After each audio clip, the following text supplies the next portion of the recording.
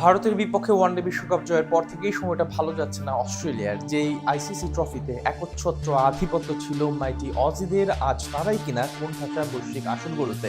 তবে ভারতের মাটিতে বিশ্বকাপ জেতাটাই কি শেষ পর্যন্ত কাল হয়ে দাঁড়িয়েছে অজিদের জন্য, নাকি এর পেছনে রয়েছে কোনো তৃতীয় পক্ষের হাত?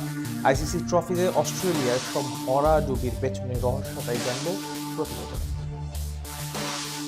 এই ছবিটার কথা মনে আছে? ভারতের মাটিতে 2023 সালের ওয়ানডে বিশ্বকাপ জিতে ঠিক এভাবেই উদযাপন করেছিল অজি তারকারা। আর এরপর থেকেই ধস নেমেছে অস্ট্রেলিয়ার ক্রিকেটে।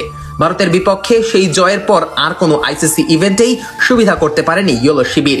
কখনো গ্রুপ পর্ব, কখনো সুপার 8, আবার কখনো সেমিফাইনাল বা ফাইনাল। দিন শেষে শুধু ব্যর্থতায় ধরা দিয়েছে অস্ট্রেলিয়াকে। অজিদের এমন ব্যর্থতার পেছনে অনেকেই তাদের দাম্ভিকতাকেই দায়ী করে থাকেন। বিশেষ করে ওয়ানডে বিশ্বকাপ জয়ের পর ট্রফির উপর পা উঁচিয়ে ছবি তোলা অনেকের চোখেই ছিল দৃষ্টিকটু। আর এই ঘটনাই নাকি অস্ট্রেলিয়ার পারফরমেন্সের জন্যই দায়ী। যদিও সমর্থকদের এই আবেগী কথাগুলো কাগজে কলমেই বেশি মানায়। মূলত মাঠের খেলাতে বাজে পারফরমেন্সের কারণেই এমন ভরাডুবি হয়েছে অজিদের। গত টি-20 বিশ্বকাপের সুপার 8-এ আফগানিস্তান ও বাংলাদেশের মতো প্রতিপক্ষ পেয়েও সেমিফাইনালে উঠতে ব্যর্থ হয় অস্ট্রেলিয়া। দক্ষিণ আফ্রিকার বিপক্ষে টেস্ট চ্যাম্পিয়নশিপের ফাইনালেও অতিরিক্ত আত্মবিশ্বাস ধরাশায়ী করেছে মাইটি অজিদের। আর ভারতের বিপক্ষে চ্যাম্পিয়ন্স ট্রফির হারটা ছিল একেবারে বাস্তবধর্মী। তবে চলমান টি-20 বিশ্বকাপের গ্রুপ পর্ব থেকে বাদ পড়াটা যতটা না তাদের পারফরমেন্সের ফল, ঠিক ততটাই সূক্ষ্ম কারচুপির শিকার বলা যায়। অস্ট্রেলিয়ার সাথে যে কিছুটা হলেও অনিয়ম করা হয়েছে, সেটা আজ করাই যায়।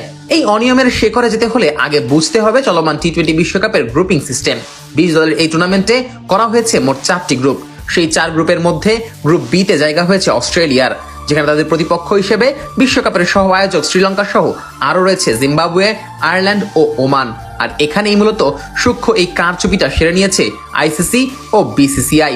চলমান টি-20 বিশ্বকাপে টেস্ট প্লেইং দেশ হিসেবে সুযোগ পেয়েছিল মোট 12টি দল। তবে সেই 12 দল থেকে এক প্রকার জোর করেই বাদ দেওয়া হয় বাংলাদেশকে। বিশ্বকাপ খেলার সুযোগ কেড়ে নেওয়া হয় মুস্তাফিজ লিটনদের কাছ থেকে। বাকি থাকা 11 দলকে ভাগ করে দেওয়া হয় মোট 4 গ্রুপে।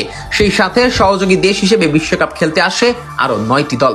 এখন গাণিতিক বিচারে টেস্ট খেলুড়ে 11 দলকে 4 গ্রুপে ভাগ করলে কোনো গ্রুপেই 3 দলের বেশি থাকার কথা না। আর এখানেই পক্ষপাত করা হয়েছে অজিদের সাথে। বি গ্রুপে মোট টেস্ট খেলুড়ে দেশ রাখা হয়েছে 4টি, বাকি একটি স্পট থাকে সহযোগী দেশের জন্য। উল্টো সেখানে ভারত পাকিস্তানের এ গ্রুপে টেস্ট খেলুড়ে দেশ আছে মাত্র 2টি, আর সহযোগী দেশ আছে 3টি। অর্থাৎ সুপার 8-এ যাওয়ার দৌড়ে ভারত যেই সুবিধাটা পেয়েছে তার শিকে ভাগও পায়নি অস্ট্রেলিয়া। উল্টো গ্রুপ নির্বাচনে এমন সূক্ষ্ম কারচুপিটাই শেষ পর্যন্ত কাল হয়ে দাঁড়িয়েছে অজিদের জন্য। গ্রুপ পর্ব থেকেই বিদায়টা নিশ্চিত হয়ে গেছে মিচেল মার্শ, ট্রাভিস হেডদের। তবে এটা স্বীকার করতেই হবে, গ্রুপিং নিয়ে যতই কারচুপি করা হোক না কেন, এটাকে মোটেই অজুহাত হিসেবে দেখাতে পারবে না অস্ট্রেলিয়ার মতো দলটি। দিন শেষে তাদের ব্যর্থতাকেই মাথা পেতে নিতে হবে মাইটি অজিদের।